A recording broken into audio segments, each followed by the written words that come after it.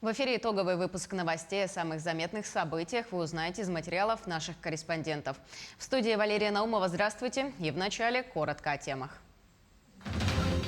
Оперативный штаб по контролю ситуации с продовольствием и по контролю за ценами на потребительском рынке. В Якутии запасы продовольствия сформированы в достаточном количестве. К чему может привести запрет показа голливудских блокбастеров на территории России? Наш корреспондент подробно разобрался в этом вопросе. На повестке 38 вопросов. Сегодня прошла работа 35-го очередного пленарного заседания Госсобрания Илтумен. 100 новых автобусов к столетию якутской автономии. Первая партия высококомфортабельных автобусов сегодня прибыла в столицу региона. Отборочные соревнования на предстоящие спортивные игры народов Якутии. В Якутске проводится командный чемпионат республики по шахматам. Запасы продовольствия в Якутии сформированы в достаточном количестве. Благодаря строительству торгово-логистических центров в логистике и своевременным поставкам, а также завозу в Якутии создан запас продовольствия. Работает оперативный штаб по контролю ситуации с продовольствием, по контролю за ценами на потребительском рынке. Есть контакт с предпринимателями, решаются вопросы по логистике. Продуктовые запасы в складах торговых предприятий сформированы в достаточном количестве, необходимые объемы закуплены. Крупнейший поставщик овощей и фруктов, а также социально значимых продуктов, имеющий 18 филиалов в республике, Якутоптторг расширил свой распределительный центр и готовится принять 3000 тонн продуктов. Сейчас нами ведется работа по закупу данного объема продовольствия. Нами зафиксированы цены с поставщиками на такие товары, как мука, гречка, рис, растительное масло. А также мы будем завозить сахар, тушеную говядину. Все поставщики у нас находятся в регионах Сибирского федерального округа. В некоторых социальных сетях стали появляться сообщения, что в связи с наложенными санкциями в аптеках уже не хватает лекарств. Мы решили выяснить, так ли это. Наши коллеги посетили несколько аптек и увидели все своими глазами. Более подробно смотрите в материале нашего корреспондента Дмитрия Тымырова. Если ранее обычно в это время года мы традиционно наблюдали скопление людей в аптеках города, то, как ни странно, сейчас можно наблюдать обратное. Как сообщают продавцы городских аптек, это скорее связано с тем, что в этот раз городские аптеки имеют достаточное количество запасов лекарственных средств. Аптеки нашей сети обеспечены жизненно важными лекарственными препаратами, но как себя поведут зарубежные производители, никто сейчас предсказать не может. Поэтому надеемся, что из гуманных соображений поставки лекарственных средств под санкции попадут в последнюю очередь. В нашей сети аптек на жизненно важные лекарства запасы есть. По нормативам аптеки минимальный ассортимент всего есть. Это касается не только отечественных, но и зарубежных. При этом все аптеки, как и положено, продолжают выдавать лекарства, которые отпускаются по рецепту врача. Здесь также не наблюдается сбоев в работе. Это отмечают и сами горожане. Мы были сегодня в поликлинике, выписывали рецепты и спросили, есть у вас лекарства вот на ближайшее будущее, нам хватит, допустим, наших не аналоги будут, ничего. Сказали, да, есть запас лекарств, есть. А вы закупаете, получается, иностранные лекарства, да, там, получается, по рецепту? Люди разные берут. Я взяла наши, допустим, отечественные, а люди-то разные берут. Но я вот про свои лично спросила, сказала, запас есть. При этом фармацевты сообщают, что поставщики не приостановили поставку лекарственных средств, но при этом отмечают, что на часть не на жизненно важных препаратов и лекарств цены слегка поднялись. Если посмотреть по поставщикам, да, у них цены увеличились на 30-40%. Это на не жизненно важные лекарства, а на жизненно важные лекарства особых увеличений цен нету. На данный момент они немного повысились на импортные средства. Цены на жизненно важные лекарственные препараты вышепредельных, установленных государством, не будут. Это строго регулируется. Большинство импортных лекарственных средств имеют отечественные дженерики. Это препараты, идентичные оригиналу по составу и лечебному действию. Так что столичные аптеки просят горожан не поддаваться панике и не выстраиваться в очередь. Жители столицы могут спокойно также приобретать лекарства через онлайн-сервисы городских аптек. Дмитрий Тымыров, Владимир Павлов, Якутск. Сотрудники IT-компаний получат льготную ипотеку и отсрочку от армии. Об этом сообщил премьер-министр Михаил Мишустин. По словам главы правительства, налоговые преференции будут распространяться и на создателей приложений для мобильных устройств. Соответствующий указ подписал президент России. Кроме того, как добавил Мишустин, все IT-компании страны будут на 3 года освобождены от уплаты налога на прибыль и проверок. Премьер также сообщил, что правительство ведет мораторий на плановые проверки индивидуальных предпринимателей и малого бизнеса с 10 марта до конца текущего года. Кроме того, правительство поддержало отмену НДС на инвестиционное золото для граждан с 1 марта. На 3 года все IT-компании будут освобождены от уплаты налога на прибыль и от проверок контрольными органами. Они смогут на выгодных условиях взять кредиты на продолжение работы и новые проекты по ставке, не превышающей 3%. Также правительство предоставит сотрудникам таких компаний возможность оформить льготную ипотеку, а специалисты до достижения ими возраста 27 лет получат отсрочку от призыва на военную службу на время их работы в российских IT-компаниях. Правительство введет мораторий на плановые проверки для индивидуальных предпринимателей, малых и средних предприятий, начиная с 10 марта и до конца года, за исключением случаев, когда есть риски для жизни и здоровья наших граждан. Мы продолжим поддерживать предпринимателей, помогая им привлекать средства. Также Михаил Мишустин отметил, что принято решение о расширении списка IT-компаний, которые будут получать налоговые преференции. Так, льготы будут действовать в отношении компаний по созданию приложений для смартфонов, а также для тех, кто занимается реализацией, установкой и тестированием отечественного софта. Статистика показывает, что больше 90% стартапов они не выживают. Они умирают в первый год жизни. А вот эти вот меры поддержки, государственные меры поддержки, я думаю, считаю, что повысят уровень выживаемости стартапов, появления новых продуктов, а также повышает, я думаю, что в будущем повысит инвестиционную привлекательность этой сферы. Вот. А также будет оказана очень хорошая поддержка в цифровизации госсектора, а также частного сектора. Новые льготы распространяются как на российские IT-компании, так и на их сотрудников. Часть мер направлена на предотвращение массового оттока специалистов в информационных технологиях, обеспокоенных нынешней ситуацией в стране за рубеж. Другие меры, напротив, призваны заинтересовать иностранных специалистов в IT в работе на российские компании. Эти меры нам помогут. То есть у нас очень много молодых ребят, которые нуждаются, которые уже готовы оформить какую-то ипотеку. Также у нас есть призывники, тоже, у которых совсем скоро будет призыв, и вот они тоже, им это тоже поможет в том, чтобы не останавливать свои темпы развития в IT-сфере.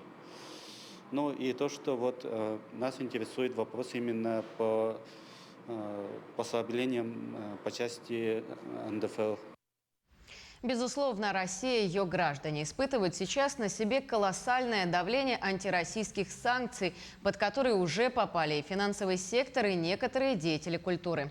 На территорию страны запрещен ввоз наличных евро. Лизинговые компании требуют вернуть 520 самолетов, которыми сейчас пользуются российские авиакомпании, в том числе авиакомпания «Якутия». Сегодня стало известно, что российских паралимпийцев отстранили от участия в этом празднике спорта, отобрав у многих, может быть, последний шанс в жизни доказать, что они сильнейшие. И давление этих санкций с каждым днем нарастает. Мы спросили у жителей Якутии, как они относятся к этой ситуации. Я, если честно, пока что не заметил. Надеюсь, государство предпримет все меры, чтобы мы не заметили. То, что санкции ввели, и некоторые карты, например, терминал, не принимает. Поэтому сложно немножко. Ну, на жизнь нет. Так, на работе немножко, да, сказалось. Мы же билеты так подорожали за 3 дня. Вот 3 дня назад мы купили до Баку билеты, 23 тысячи чем-то было, а сегодня 36. Я считаю, что санкции – это, скажем так, агония западных стран. И я думаю, что сильно на нас санкции не отразятся, поэтому наше правительство создало оперативный штаб, который решает эти данные вопросы. Ну, я лично надеюсь, что все будет хорошо и благополучно, и мы благополучно переживем все эти временные, я считаю, трудности. И самое главное, хочется пожелать нашим ребятам, которые участвуют там в войсковой операции на Украине, здоровья, удачи. Вы знаете, я так считаю, что Якутия – это не у черта на куличках, а у Христа за пазухой. До нас санкции не доходят. А к чему может привести запрет показа голливудских блокбастеров на территории нашей страны, подробно расскажет наш корреспондент в следующем материале. Все, что нас не убивает, делает нас сильнее. Слова великого немецкого философа Фридриха Ницше как раз описывает сегодняшнюю ситуацию по отношению к нашей стране. Санкции и запреты заставляют нас адаптироваться в новых реалиях современной жизни. Так, буквально на днях мировые кинопроизводители массово перед самым стартом отменили свои прокаты в кинотеатрах России, что, естественно, сильно ударило по этому бизнесу. Как мы можем смотреть на эту ситуацию? Естественно, нам всем очень грустно. А то, что происходит с санкциями, и то, что они довели это до некого такого абсурда, то, что вот теперь начинают касаться и спорта, и культуры, да, то есть спорт был всегда вне политики, а культура имела всегда определенную роль вообще в жизни человечества, и оно тоже не должно касаться этого. Вот. Но тем не менее, да, премьеры были отменены. Сегодня столичные кинотеатры практически уже завершили возврат денежных средств за приобретенные ранее билеты. Здравствуйте. На сегодня на сеанс «Бэтмен» все билеты возвращены. Сейчас мы уже работаем по новому репертуару с новым расписанием. Как говорят работники столичных кинотеатров, нашему региону, пожалуй, повезло больше, нежели другим субъектам страны, так как у нас есть свое производство – кино. Так, кинотеатры республики своей сеткой увеличивают прокат якутских кинокартин, а также будут предлагать своим посетителям отечественные кинопродукты. Возобновятся показы фильмов отечественного производства прежних лет, которые были выпущены в прокат. Ну и мультфильмы отечественные наши тоже пойдут в прокат. И я думаю, что кинозал таким образом будет дальше продолжать действовать. Помимо этого, столичные кинотеатры уже начали получать предложения от других кинопроизводителей по прокату их фильмов. Очень много будет, наверное, сейчас азиатского кино. Также на нас вышли наши партнеры из Казахстана. Вышли ребята из киностудии, которые занимаются индийскими фильмами. Мы сейчас составляем новый репертуар. По словам экспертов кино, сейчас появляется шанс для многих кинопроизводителей заявить о себе. Ведь основной игрок и главный конкурент этого рынка ушел из проката. В этой ситуации появляется возможность, что мы можем посмотреть уже другие страны. Вот. Сейчас очень хорошо проявляет себя китайское кино. Они во многих фестивалях получают призы. Корейское кино, там, например, и восточные другие страны, например, иранское кино очень хорошо сейчас идет. Латиноамериканское кино поднимается, да, потому что мир кинематографа, она обширна, и мы должны тоже смотреть другие страны. И вот теперь появляется такая возможность, если наши кинопрокатчики, конечно, сумеют переориентироваться, да. Помимо этого, по словам Алексея Романова, сейчас Сахафильм будет выходить на другие национальные субъекты страны с предложением о прокате своих кинопродуктов, этим самым расширяя географию просмотра якутского кино внутри России. Дмитрий Тымыров, Владимир Павлов, Якутск. Последние дни многие общественные деятели, ученые, политики и простые граждане высказывают слова одобрения, поддержки и солидарности в адрес главы России Владимира Путина в связи со сложившейся ситуацией в Украине. Свое мнение озвучили и руководители партийных фракций Государственного собрания Илтумен. Сегодня мир разделился на две части. Кто призывает к миру 8 лет, а кто призывает к миру в течение 7 дней. Да?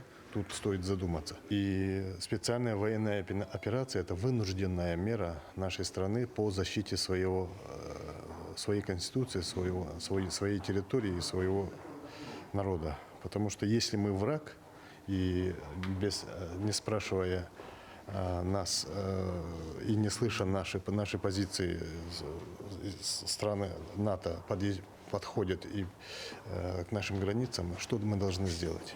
Что мы должны сделать? И это абсолютно вынужденная мера по защите нашей территории. Мы все поддерживаем сегодня меры, которые принимает президент Российской Федерации по воле российского народа, это совершенно юридически законные принятые меры, ратифицированы все эти его решения, чтобы понять сегодня политику США и Европы, их политика господствующая, чтобы, значит, уничтожили Югославию, уничтожили Ирак, уничтожили Ливию, уничтожают Сирию. И все это, значит, какая миролюбивая политика. И сегодня не допустим, что они поссорили наши эти великие народы. Сегодня российская армия не ведет войну против народа, ведет против нацистских, значит, преступников, которые засели сегодня в Киеве. Решение Верховного Главнокомандующего считаю осознанным, взвешенным. Такие решения человек сразу не может принять, поэтому со всеми структурами федеральными органами государственной власти согласовано и было принято решение. Действительно, в протяжении нескольких лет мы смотрели, как республика ДНР, ЛНР страдали, мирные жители просили, и они сейчас вышли с ходатайством на Россию, чтобы остановить это кровопролитие. Все мы видим, как НАТО продвигается в сторону нашей страны, размещают свои противовоздушные комплексы, да, и последней каплей стало выступление Зеленского, да, который сказал, что Украина будет вступать в НАТО, Украина хочет иметь свое ядерное оружие, но мы попросту этого не можем себе позволить. Да? У границ нашей страны это безопасность и наша, и это безопасность Луганской и Донецкой республики, это безопасность в будущем наших детей. Поэтому мимо такого, к сожалению, мы пройти не могли, и мы полностью поддерживаем это. Сегодня прошла работа 35-го очередного пленарного заседания Госсобрания Ил-Тумен. Всего на повестке 38 вопросов. В числе первых пунктов пленарного заседания парламента Якутии значились вопросы о назначении на должность мирового судьи судебного участка номер 6 Анабарского улуса.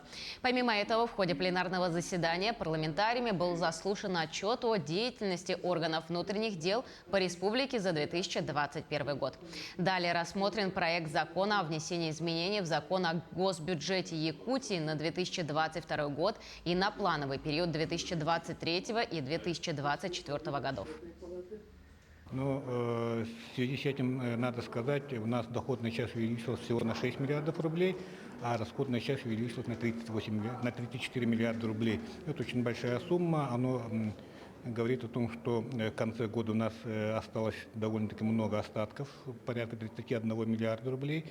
Это, во-первых, хорошие налоговые доходы к нам подошли к концу года и федеральные деньги. Союз женских организаций Якутии присоединился к акции «Мы вместе». Так и во время съезда женщин республики делегаты очень быстро включились в работу по оказанию гуманитарной помощи беженцам, в частности детям. В срочном порядке был организован сбор вещей первой необходимости. Это детское питание, средства личной гигиены, а также игрушки. Сегодня все собранные вещи уже были переданы в пункт сбора города Якутска. Так сложилось, что детки уже 8 лет знают, что такое война, что такое бомбежки, знают, что такое переживать за своих родителей. Ну, поэтому мы сегодня внесли посильную помощь и надеемся, что маленькая посылка прольет свет, передаст наше тепло, тепло наших сердец, наших материнских рук. И будет надежда у детей, что все-таки мир наступит, и придет время, когда можно будет ходить в школу, рисовать, играть. Это самое главное для детей. Между тем, 15-й съезд женщин Якутии продолжается, и темой стратегической сессии выбрана одна из самых важных на сегодня – это здравоохранение. Сохранение здоровья нации – приоритетная задача как на республиканском, так и на государственном уровне. Какие цели ставят женщины во главе угла и на что нужно обратить внимание, расскажем в сюжете. Оказание первичной медико-санитарной помощи, состояние здоровья старшего поколения, развитие и улучшение возможностей якутской медицины. Такие темы женщины обсуждают в рамках 15-го съезда. За круглым столом весь цвет республиканского здравоохранения. Эти люди не понаслышке знают, с какими сложностями порой приходится сталкиваться в борьбе за жизни людей. Нацпроект обязательно затронем, потому что это одно из важных стратегических, можно сказать, направлений нашего государства для сохранения здоровья и жизни нашего населения. Но сегодня цель главная – это говорить о задачах. Итоги были уже подведены, и на основании вот этих итогов, чего мы достигли за предыдущий год, базируясь на эти итоги, будем двигаться уже дальше. И в республике есть куда двигаться, ведь уже сегодня сфера здравоохранения развивается стремительно. Оказание медицинских услуг в нашем регионе занимают лидирующие позиции по Дальнему Востоку. А те проекты, которые реализуются благодаря федеральной поддержке, позволят выйти и на первые строчки среди всех субъектов страны. Строящиеся кардио-онкоцентры, передовые технологии в офтальмологии – только малая часть развития якутского здравоохранения. И помогает в этом обмен опытом и знаниями, а также постоянное повышение квалификационных навыков врачей. Первое, что мы общаемся с друг другом, это вообще очень важно для нас. И знакомимся в новую единицу времени, договариваемся, как мы можем сейчас в новое время сотрудничать. И, в общем-то, я очень многое ожидаю, потому что здесь цвет нашего общества. Самые лучшие женщины республики и России. Уже завтра будет финальный день съезда, где делегаты подведут итоги мероприятия и подпишут резолюцию о целях и задачах на предстоящие 5 лет. Мадина Халикова, Георгий Григорьев, Якутск. Перейдем к другим темам. Первая партия новых автобусов прибыла в Якутск. Сегодня, 3 марта, первая партия из 6 высококомфортабельных автобусов прибыла в столицу региона. Всего республика получит 100 новых автобусов, которые были приобретены к столетию ЯССР. Из ожидаемых 100 автобусов 90 будут курсировать по внутригородским маршрутам, 10 на межулусных перевозках. Автобусы выйдут на маршрутные линии в конце мая после прохождения всех процедур регистрации. Министр дорожного хозяйства и транспорта региона Владимир Сивцев сообщил, что передача новой партии автобусов запланирована на 27 апреля, в День Республики. В течение 2022 года у нас обновится полностью подвижный состав на пригородные маршруты. 15 автобусов выйдут на городские маршруты. И 10 автобусов ЕПАК будет осуществлять межрайонные перевозки. Это между Намским улусом, между Хангаласским улусом и горным и городом Якутском. И о спорте. В Якутске проводится командный чемпионат республики по шахматам. Данные соревнования станут отборочными на предстоящие 8-е спортивные игры народов Якутии, которые этим летом состоятся в Усть-Алданском улусе. Финальную часть игр пройдут только 10 лучших команд по итогам чемпионата. Соревнования проводятся по правилам Международной шахматной федерации по швейцарской системе. Наиболее хорошие результаты показывают представители Якутска СВФУ. К сожалению, команды Алданского, Ленского и Мирного районов в этом году не смогли принять участие. В последнее время очень сильно повысилось качество игры. Это очень отрадно. Если раньше лидерами только одни и те же команды были, сейчас на равных мы уже смотрим 7-8 команд. На этом у нас все, но мы продолжаем следить за развитием событий. Оставайтесь на нашем телеканале.